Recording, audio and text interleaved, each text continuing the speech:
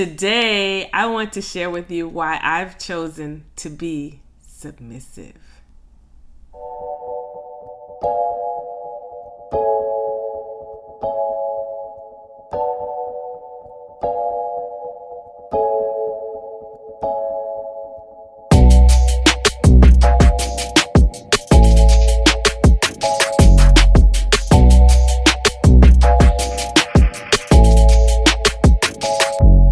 Hi guys, welcome back to Milk and Condoms with Mack. I am Mack, and today I want to share with you the 7 benefits that I have enjoyed by being a submissive wife. So first of all, though, I have to give the disclaimer that these 7 benefits, I can only promise that they will work if you are indeed a wife. Now, I can't promise you that they'll work if you're just in a relationship, but I don't want you to turn off your video because hopefully one day you will be a wife, and knowing these tips, you'll be ahead of the game, girl. Because listen, it took me 7 years into my marriage. Oh, by the way, I just celebrated my 26th anniversary with my husband. Yes, ma'am, 26 years. And I'm really proud of that because if you know my history, and you've watched some of my previous videos, you'll understand who I was before and how blessed I feel to have been in a relationship with the same man for 26 long years. And how grateful I am for my husband and my relationship. I will say this, it hasn't been a perfect 26 years. In fact, the first 6 or 7 years, I was still getting used to being loved by someone, being loved in the way that I had always dreamed of, but I never thought was going to be possible because I had been in so many disappointing relationships and allowed myself to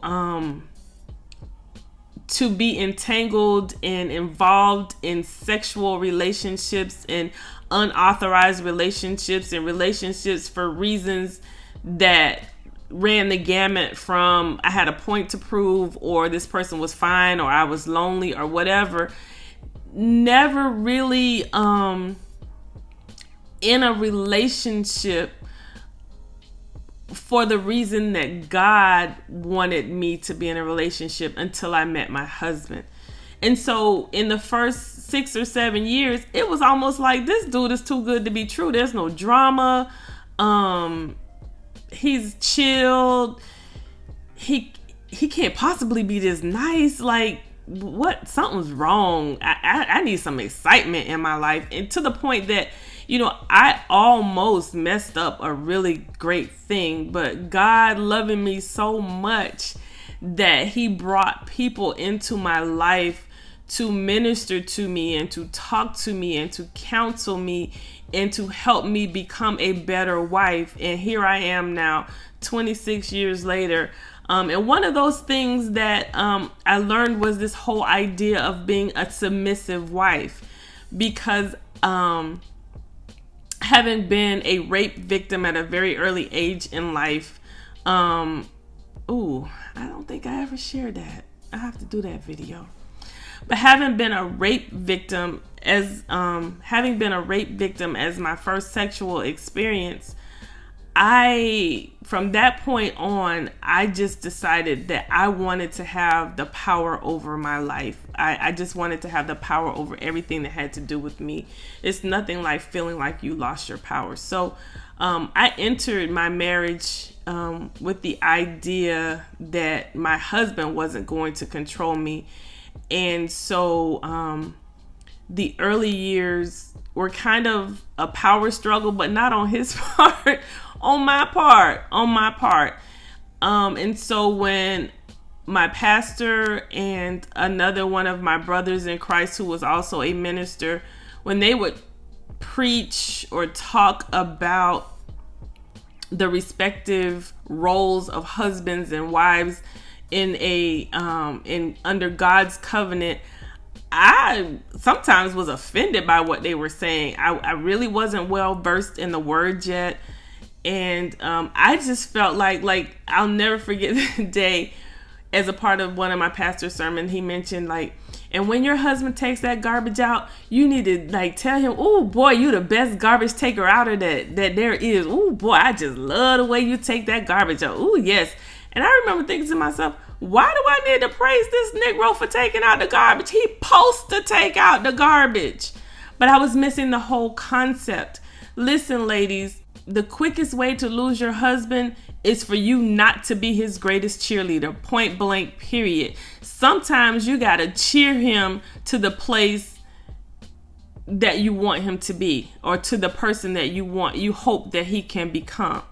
I know that sounds crazy. It sounded crazy to me at first, but it's real. Everybody wants to feel valued. Everybody wants to feel appreciated. And if your husband isn't feeling appreciated in your home, he will find a place to be appreciated. So I'm not saying that's an excuse for him to go out and do anything, but I am saying that there are some things that we can do, ladies, as wives, to ensure that our husbands know that we respect and love and appreciate who they are and who they're called to be in our home. Okay, so I have found 7 benefits personally, and I'm sure there's probably more, but these are my 7 to being what I would call a submissive wife. Now, does that mean my husband dominates me? No, that's not what submission means. Does that mean that he controls me, or that I agree with every decision that's made in the household? No. But what I am called to be is my husband's helpmeet, and that's according to the word of God. And so what it does, though, is when I truly understand how that works to my benefit, then I can reap, some of those perks that come along with my decision to do it God's way. So let's talk about what submission looks like and what the benefits are for me, or for you, for us as wives. Okay. So the first benefit to being a submissive wife is you allow your husband to learn and to grow. Just like there's no real book on parenting. I can read a book all day long. It's not until that newborn baby is put in your arms and you're trying to figure out what you're supposed to do. You're trying to understand that particular cry or whatever of the baby. There's no difference in terms of being a husband. Nobody comes here being a husband. They can emulate what they saw their father do as a husband, but their father's relationship with their mother is not going to be the same relationship that your husband has with you. So he has to learn how to be a husband, and he has to grow into that role and grow into those responsibilities. And if he's a good guy, and if he really wants to do right by his family, after all, that's one of the traits I hope you saw in him, and why you agreed to be his wife is because you saw that he was a responsible man. You saw that he had love for you and could potentially have love for any children that you had. You saw that he was capable of supporting himself and willing to support you. And so that's why y'all joined. And now you've got to let him grow into that bigger role of becoming the head of the household. So what does that mean? That means that as his helpmeet, when there are decisions to be made in the house, when there are things are going on, that you encourage him, that you provide him with your ideas and your counsel about the situation.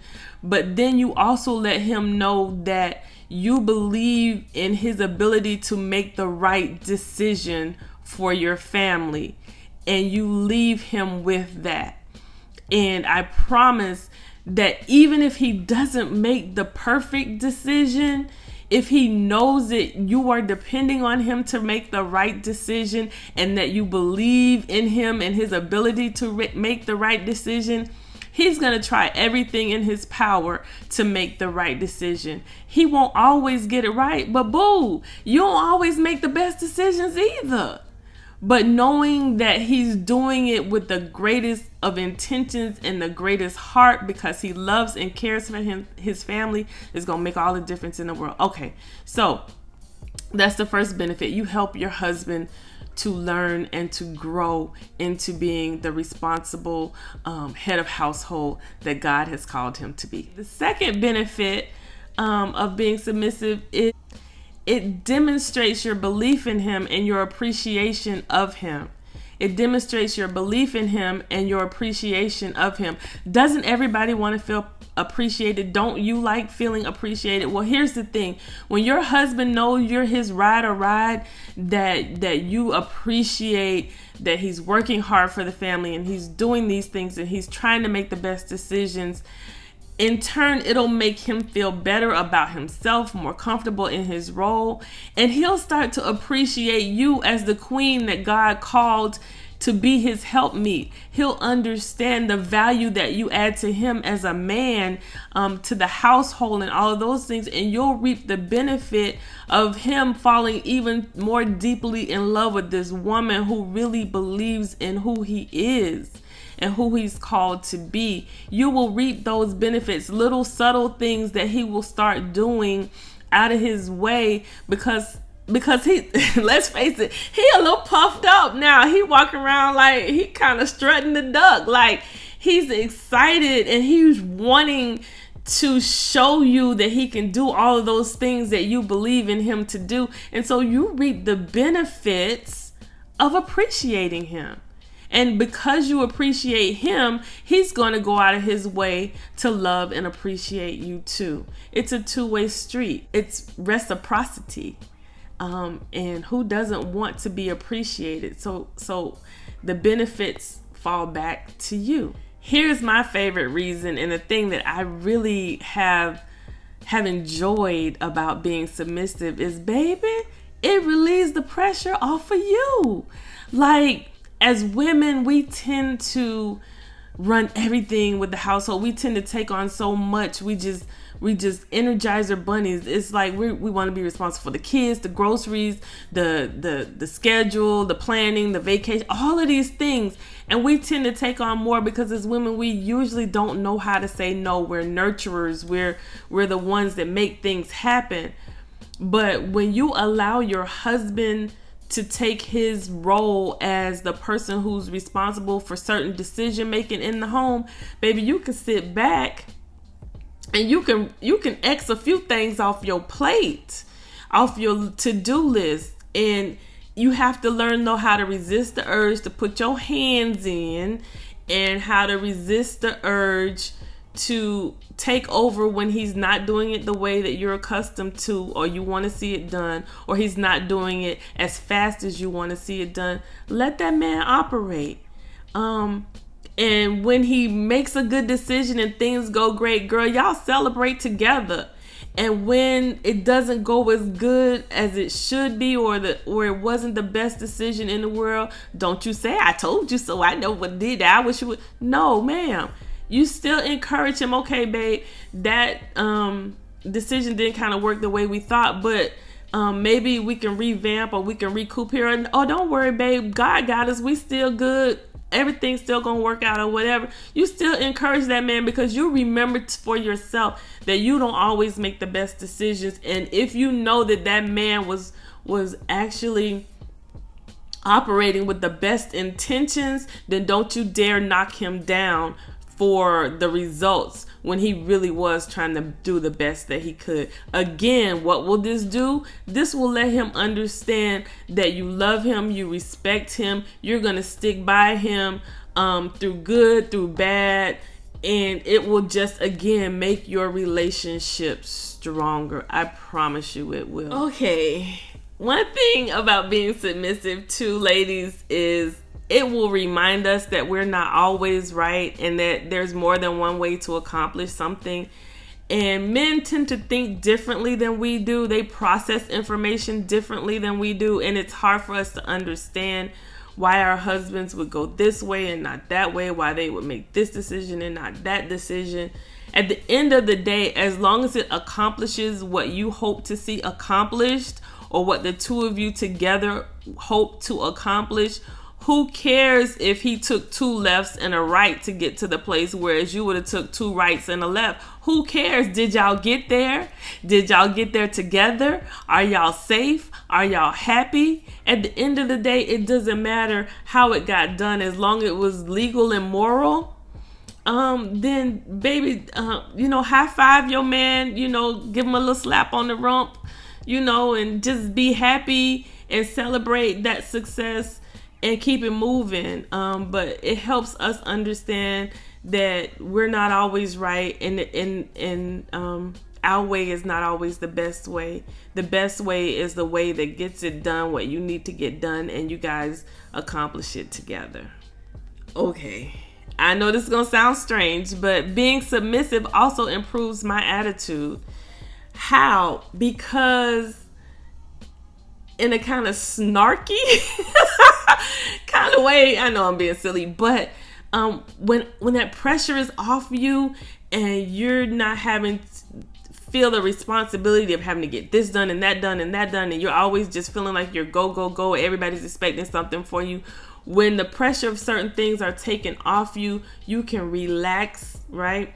And you can stop worrying, or you can stop nagging or fretting over something, and really your attitude gets better. And the more you appreciate somebody, the more the positivity resonates inside of you.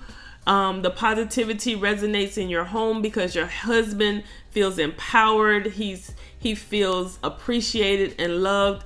And again, remember I told you that appreciation and love starts flowing two ways. And so as you're feeling appreciated and he's recognizing the value that you're adding to the home in terms of the things that you're responsible for in the home, then your attitude, it just gets better as you have less responsibilities of hard decision making, and as your husband is appreciating your appreciation, then your attitude gets better, and it just makes for a happier home. I'm not gonna promise you. I promise you at first this is gonna feel real weird. It's gonna be hard to do, but it's doable. And as you practice it, as you do it more, you'll have a better attitude. Like I legit, like every morning before my husband would go to work, and COVID-19 has been a little different, but I always, before he goes to work or when he first gets up and comes in the kitchen, and I've made his breakfast and all that, I always say to him, "Good morning, handsome," or I give him a kiss and tell him to have a wonderful day. Because when he leaves my house, I need him to know that he's loved and appreciated before he walk out the door, because I don't know who or what he's going to encounter. And again, that goes back to being his biggest cheerleader. And so little things like making his breakfast, I'm an early riser, so it doesn't bother me. And so my husband could depend on a hot meal every morning on his way out. I don't feel like that makes me subservient. That just means that I understand that my husband has a long day ahead of him. He works hard, and I want to make sure that he has energy when he's walking out the door of my house. It might not be your thing. You might not be a breakfast person, but maybe something else you can do that shows your husband that you value and appreciate him before he leaves your house, because you want to leave that impression with him as he heads out to the world, whether he's going to have a good day or a bad day where he's going to encounter that strange woman, or whatever. You want to make sure that, your husband is prepared and remembers that he got a good thing at home. Yes, ma'am. Okay. Benefit number 7 of being a submissive wife is it demonstrates my strength. It increases my strength. It helps me to see my areas of weakness. It teaches me how to bridle this untamed tongue. And it really helps me to learn how to be a helpmeet and be supportive. And it takes a strong woman to be led by anybody. And so don't for a moment think that being submissive to your husband as the head of the household makes you weak. No, baby, it makes you strong, and it makes the bond in your house, in your relationship, in your covenant even stronger. And I will say the final benefit for me of being submissive is I find it to be symbolic of my faith, because God calls me to submit to him, to his will, to his way, to his word. And I find that the discipline and the same principles it takes for me to submit to the decision making or the authority of my husband as the head of my household is symbolic of the discipline and the attitude and all of those things, the appreciation, the thankfulness, the feeling of security, the feeling that some pressures are relieved from me. That's the same thing in terms of the same benefits that I get from being submissive to Christ. And so I just feel like doing that in my home to my husband, who is the priest of my home, I am also honoring God, and I am also practicing my faith and my submissiveness to the things of Christ. And so I just think that it makes me a better woman, a better wife. And for someone who's 26 years in from a chick who couldn't keep a relationship, the longest one was 2 years, and certainly that was only a couple of relationships. And now I'm 26 years in, using the biblical principles that I've learned or am still learning and getting better at. I'm just saying, why not try? So I'd love to hear your comments down below. Please subscribe. I'm glad you're taking this journey with me to freedom. I'm hoping that the videos and the teachings are helping you. I'd love to hear what you have to say. Make sure you hit that subscribe button. Until next time, I'm Ty Mack, and this is Milk and Condoms with Ty Mack. Love ya.